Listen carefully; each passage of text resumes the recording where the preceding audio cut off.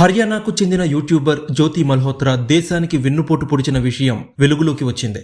భారతదేశ సున్నిత సమాచారాన్ని పాకిస్తాన్ గూఢచార సంస్థ ISI సభ్యులకు చేరవేసినట్టు అంగీకరించింది. తొలుత NIA, IB అధికారుల్ని బురిడీ కొట్టించడానికి ప్రయత్నించినప్పటికీ ఆమె వాట్సాప్ చాట్లు, డైరీ ఆధారాల్ని చూపించడంతో ఎట్టకేలకు నిజం ఒప్పుకుంది. 2023లో పాకిస్తాన్ని సందర్శించిన జ్యోతి అక్కడ 10 రోజులు గడిపినట్టు విచారణలో తేలింది. ఈ పర్యటన గురించి ఆమె తండ్రికి ఢిల్లీ వెళ్తున్నట్టు అబద్ధం చెప్పింది. పాకిస్తాన్ పట్ల తనకున్న అభిమానాన్ని డైరీలో రాసుకుంది. అంతేకాకుండా పహల్గాం ఘటనకి 3 నెలల ముందు కూడా జ్యోతి అక్కడికి వెళ్లిందని, అక్కడి సమాచారాన్ని కూడా పాకిస్తాన్కి చేరవేసింది అని అధికారులు ప్రాథమికంగా నిర్ధారించారు. పహల్గాం ఘటన తర్వాత బ్లాకౌట్, పంజాబ్ హర్యానా సరిహద్దు వద్ద భద్రతా బలగాల మొహరింపు వంటి కీలక సమాచారాన్ని వీడియోల రూపంలో తీసి సీక్రెట్ కోడ్లో పాకిస్తాన్కి పంపినట్టు బయటపడింది. పాకిస్తాన్ ఎంబసీకి చెందిన డానిష్తో జ్యోతికి ఎఫ్ఐఆర్ ఉందని, లగ్జరీ జీవితం ఆశ చూపి ఆమెని వాడుకున్నారని తేలింది. పాకిస్తాన్కి వెళ్లినప్పుడు అలీ హసన్, షాకీర్, రానా షహబాజ్ వంటి పలువురిని కలిసింది.